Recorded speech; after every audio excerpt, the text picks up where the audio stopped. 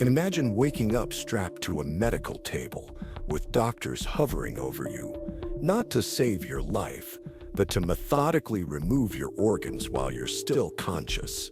This isn't a scene from a horror movie or a dystopian novel. According to numerous human rights organizations and international tribunals, this nightmare is reality for thousands of prisoners in China. What if I told you that while millions worldwide were captivated by the fictional horrors of Squid Game, a potentially more terrifying system has allegedly been operating in plain sight for decades?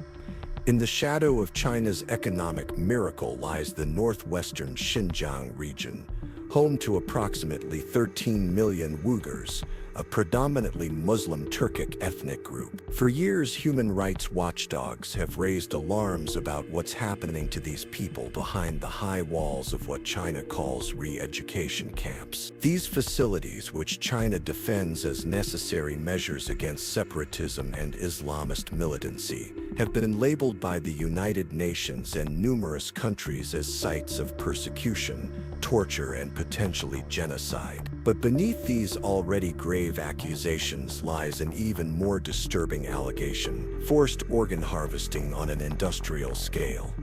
Amnesty International has called it the world's least known crime against humanity. Because the evidence is systematically destroyed, witnesses are silenced, and the victims never survive to tell their stories.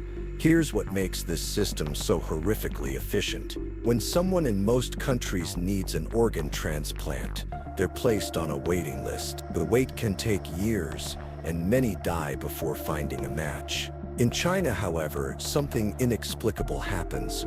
Organs become available within weeks, sometimes even days. This medical miracle comes with a devastating explanation. According to the International Coalition to End Transplant Abuse in China, (ITAC), the Chinese government maintains a living organ bank of prisoners, primarily political dissidents, religious minorities like Falun Gong practitioners, and Uyghurs who are tissue-typed and kept alive until their organs are needed. The alleged process is clinically efficient. When a wealthy recipient needs an organ, a compatible prisoner is identified from this extensive database. The prisoner is then taken to a hospital where their organs are surgically removed while they're still alive, as viable organs cannot be harvested from dead bodies. The prisoner dies during or shortly after the procedure. This isn't just murder, it's murder by medical procedure carried out by trained doctors who have perverted their Hippocratic oath from do no harm to harvest on demand.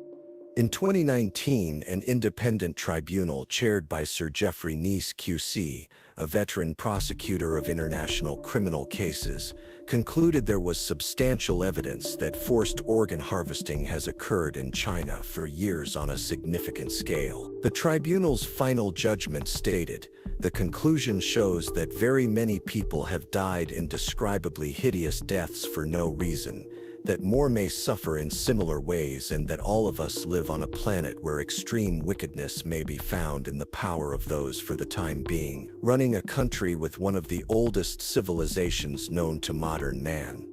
This system didn't materialize overnight. It evolved gradually, beginning in the late 1970s when China implemented a policy of harvesting organs from executed death row prisoners, often without their consent. But there was a macabre technical problem.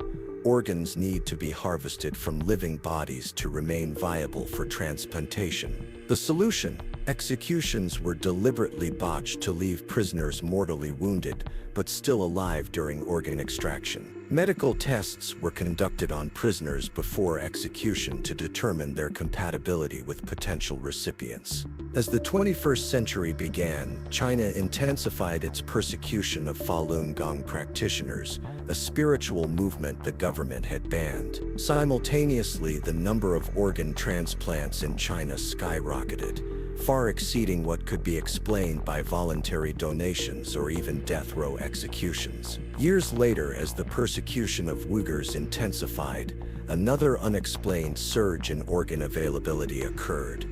The Chinese government categorically denies these allegations. In a statement to The Guardian, the Chinese embassy claimed, "The Chinese government always follows the World Health Organization's guiding principles on human organ transplant and has strengthened its management on organ transplant in recent years." The Chinese State Council has enacted regulations on human organ transplant, ensuring that human organ donation is done voluntarily and gratis. We hope that people will not be misled by rumors. The questions that haunt us: how can a nation that presents itself as a global leader allow such atrocities? How can medical professionals trained to save lives participate in such systematic killing? And perhaps most importantly, how can the world stand by while human beings are treated as living organ banks? What does it say about our global community that economic interests so often outweigh human rights concerns? That diplomatic relations trump moral obligations? As you process this information, ask yourself, what would you do if you knew someone was scheduled for organ harvesting tomorrow? What is our collective responsibility when faced with evidence of such systematic cruelty? This case holds profound lessons about human rights, medical ethics, and the dangers of unchecked state power. It reminds us that seemingly civilized societies can harbor unimaginable cruelty when certain groups are dehumanized and when powerful institutions operate without transparency or accountability. It also highlights the courage of whistleblowers and human rights advocates who risk everything to bring these atrocities to light. Their work reminds us that silence in the face of evil is itself a form of complicity. The story of China's alleged organ harvesting industry isn't just about what's happening on the other side of the world. It's about what we're willing to tolerate as a global community, what we're willing to turn away from in exchange for economic benefits or diplomatic ease. What are your thoughts on this case? Do you think countries should impose stronger sanctions on nations with severe human rights violations? Should medical professionals worldwide take a stronger stance against such practices? Share your perspective in the comments below. Remember, awareness is the first step toward change. If this story moved you, please like this video. Subscribe to Crime Representer and turn on notifications to stay informed about other important cases that deserve attention. Our collective voice can make a difference. The question is, will we use it?